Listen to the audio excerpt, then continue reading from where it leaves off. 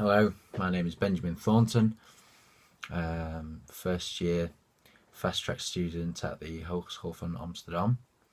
This video is for CCM. It's part of one of my three reflections in my CQ plan, and this video will be explaining my 3-day ration diet and the consequences of these and what I have evaluated from doing this diet. So first off, what the diet consisted of. The diet consisted of typical rations food. I did some research on the internet, and I found that there's different food and drink that were available during the war, the Second World War, in England. Now these were done in ounces, and I kind of cut them down into 3 days, as the information was given over a week. So it consisted of lots of potatoes. I didn't limit myself to any potatoes. About 3 slices of ham. I went for ham instead of bacon. 1 egg. Tea, but although I had 6 tea bags, so I kept them kind of reusing them. Butter, sugar, and a little bit of coffee now and again, and that was about it. Oh, and oats, so I had some porridge as well. Now, first of all, what you're probably thinking is, how did I feel? And I really didn't enjoy doing the diet. Surprise, surprise. I think that doing such a diet, you always know that it's going to be difficult, because you're used to having privileges that maybe they didn't have back in the war, or they definitely didn't have them back in the war. But the main thing that I gathered from this wasn't, it wasn't the actual food that I was getting. It was kind of being kept away from the privileges and not having that power to be able to pick your food or pick absolutely anything you want to eat. And I am aware of that. That is the case for a lot of people nowadays as well. It's not just back in the war. Obviously there's a lot of people dying of hunger, and it kind of opened my eyes to that. Although it was more that I was tied to certain rules, that I wasn't allowed to have this and I wasn't allowed to have this, although it was there because, obviously I'm living with people and they just had a normal diet.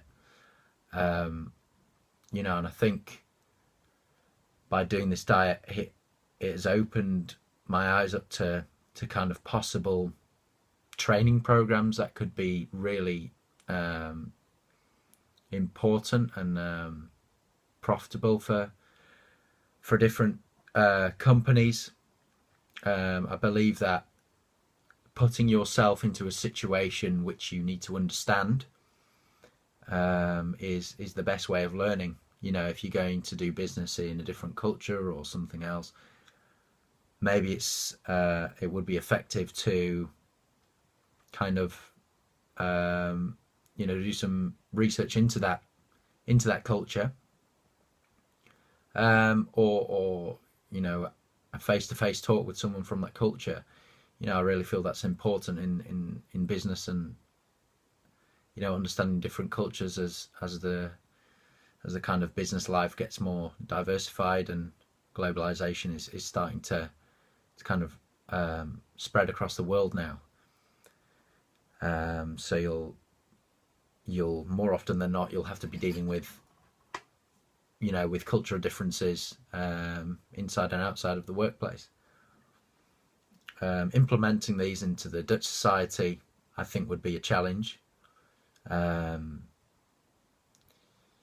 Although the Dutch score a rather modest 53 on uncertainty avoidance in the Hofstede values, It is to be said that this isn't a representation of kind of the Dutch culture, as you know, they score very high on institutional rules, so they're very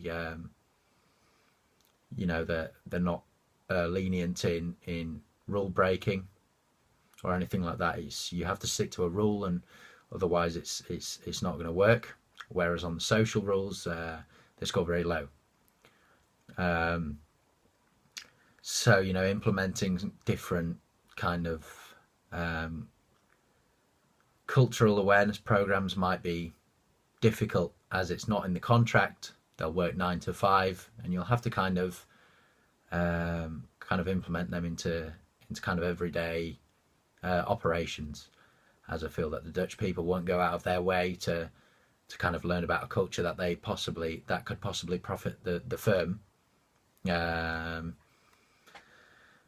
So yeah, and implementing such programs would also be it might be better if you kind of took up an advisory role to your employees, because they score very low on masculinity. It's 14 according to the Hofstede Center, which means that they are very high in. They take more of a feminine approach, which is more consulting and relationship based, whereas the individualism is 80%.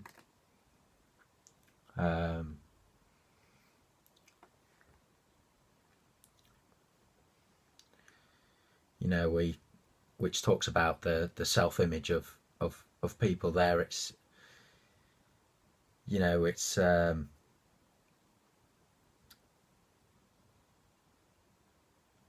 it's where they have a kind of society where everyone expected to kind of take care of themselves, and by implementing such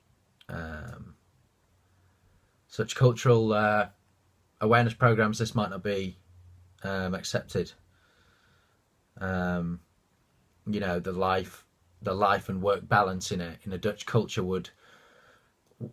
is of importance as well, and going out of your way to do a cultural awareness program wouldn't be, I don't think, accepted. Although for me it was a real eye opener, and it was more kind of taking myself away from all my privileges and kind of putting myself in someone else's shoes, and that's the few days after that, I just the new shoes and the new clothes that I wanted, for the few days after, it was kind of, I was more grateful just to eat what I ate before going on the diet, which was quite interesting to see. I wasn't back to my usual self, and maybe a constant reminder of that is the way to go as you become more culturally aware of things that are happening in the world, and you kind of, once you've got a taster of something,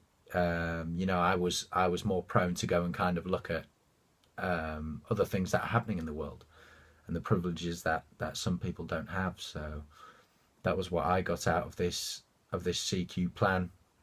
It was very difficult to keep the diet for 3 days, especially when everyone around me was kind of eating and drinking whatever they wanted. And another thing is how much food people waste. It's unbelievable. If I could eat everything that people were wasting in the time that I was doing the diet, I'd be feasting. So that was another thing which opened up my eyes, and made me look at the bigger picture here, which is maybe that we should be, maybe as a society, as a Western society, maybe we should be a little bit more considerate of those who aren't so privileged.